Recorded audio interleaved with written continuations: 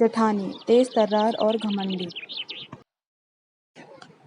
एक नगर में देवरानी जेठानी रहती थी। जेठानी तेज तर्रार और घमंडी स्वभाव की महिला थी, जबकि उसके विपरीत देवरानी शांत और मृदुभाषा महिला थी। उन दोनों की कोई संतान न थी। इस कारण दोनों ही बहुत दुखी और परेशान रहती थीं। संतान प्राप्ति हेतु जो कोई भी उपाय और पूजा पाठ लोग बताते थे, वे सब करती थीं, परंतु वे दोनों अभी तक संतान सुख से वंचित नहीं थी। एक बार उन दोनों को एक महिला ने बताया, नगर में एक बहुत ही सिद्ध महात्मा आए हुए हैं। कहते हैं कि उनके दर्शन करने मात्र से ही लोगों का कल्याण हो जाता है। वे जो भी उपाय बताते हैं, उनको करने से व्यक्ति की मनोकामना सिद्धि पूर्ण हो जाती है। उनके आशीर्वाद से कई लोगों को संतान की प्राप्ति हुई है। तुम दोनों भी जाकर महात्मा जी से आशीर्वाद प्राप्त कर लो। ये सुनकर वे दोनों महात्मा के पास पहुंच जाती हैं और उनको प्रणाम कर अपनी समस्या बताती हैं। उनकी समस्या सुनकर महात्मा जी कहते हैं, तुम्हारी समस्या का उपाय तो है, पर बहुत कठिन है। कर सकोगी तुम दोनों? जी महात्मा जी, उपाय कितना ही कठिन क्यों ना हो, हम दोनों उसे जरूर पूरा करेंगे। बस आप उपाय बताइए। महात्मा की बात सुनकर दोनों एक साथ बोल उठी। उनकी बात सुनकर महात्मा बोले, इस बार आने वाली अमावस्या को तुम दोनों 1 साल के अंदर के बच्चे के जन्म के समय के बाल लेकर आना, यानी जिस बच्चे का मुंडन संस्कार ना हुआ हो। याद रखना, बाल कटे हुए ना हो, जड़ से उखड़े हुए होना चाहिए।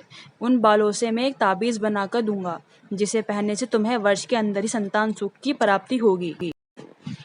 महात्मा जी को प्रणाम कर दोनों वापस घर आ गईं। अब वह ऐसे बच्ची की तलाश में जुट गई जो 1 वर्ष का ना हुआ हो और उसका मुंडन संस्कार भी ना हुआ हो। सौभाग्य से उन्हें एक बच्चे का पता चल गया, जो खेत में काम करने वाली महिला का था। अमावस्या का दिन आया तो दोनों खेत जा पहुंची और वहीं बैठकर इंतजार करने लगी कि महिला बच्चे के पास से हटे तो वह बच्चे के बाल ले सके। तभी महिला ने बच्चे को दूध पिलाकर चटाई पर लिटा दिया और उसके पास अपनी बड़ी बेटी को बिठाकर खेत में काम करने चली गई। जब दोनों ने देखा कि महिला चली गई है, तो वह बच्चे के पास आई और लड़की को कहा, जाओ खेत में, तुम्हें तुम्हारी माँ बुला रही है। तब तक हम बच्चे का ख्याल रखेंगे। लड़की चली गई। उसके जाते ही जेठानी जल्दी से बच्चे के बाल मुट्ठी में पकड़कर नोच लिए, जिससे बच्चा तड़प उठा और बहुत जोर जोर से रोने लगा। रुदन सुनकर देवरानी के आंसू आ गए। वह उसे गोद में उठाकर सिर को सहलाने लगी। तभी उसकी जेठानी बोली, अरे ये क्या कर रही हो, जल्दी से बाल उखाड़ कर चलो, नहीं तो वह महिला आ जाएगी। उसकी बात सुनकर देवरानी बोली, नहीं दीदी, ये काम मुझसे ना होगा।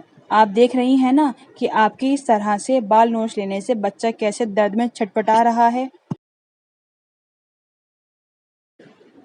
अरे पागल हो गई है क्या? ऐसे किसी भी बच्चे से ममता दिखाएगी तो कभी भी तू मां ना बन पाएगी। तूने सुना नहीं था कि महात्मा जी ने क्या कहा था कि इस उपाय से हमें संतान प्राप्ति अवश्य होगी? जेठानी ने कहा। नहीं दीदी, भले ही मुझे संतान प्राप्ति हो या ना हो, पर मैं किसी भी बच्चे के साथ ऐसा नहीं कर सकती, देवरानी ने उत्तर दिया। जैसे तुम्हारी मर्जी, कहकर उसकी जेठानी चली गई। इधर देवरानी बच्चे को चुप कराकर महिला के आने पर उसे सौंपकर घर आ गई। शाम होने पर दोनों महात्मा के पास पहुंची और प्रणाम किया। महात्मा ने दोनों से पूछा, तुम दोनों बालक के बाल लेकर आई हो? ये सुनकर जेठानी ने तुरंत अपने हाथ आगे किए और बोली, जी महात्मा जी, आपके कहे अनुसार मैं बालक के बाल ले आई हूँ। फिर महात्मा ने देवरानी से पूछा तो वह बोली, मुझसे ये काम ना हो सका। मैं अपने स्वार्थ के लिए किसी अबोध बालक के बाल नहीं उखाड़ सकती। जब जेठानी जी बच्चे के बाल उखाड़ रही थी तो उसे कितनी पीड़ा हो रही थी, जो मुझसे देखी नहीं गई। अब चाहे मुझे संतान सुख की प्राप्ति हो या ना हो, पर मैं ये गलत कार्य नहीं कर सकती। महात्मा जी मुस्कुराते हुए बोले, ये तो तुम दोनों की परीक्षा थी, जिसमें तुम सफल हुई।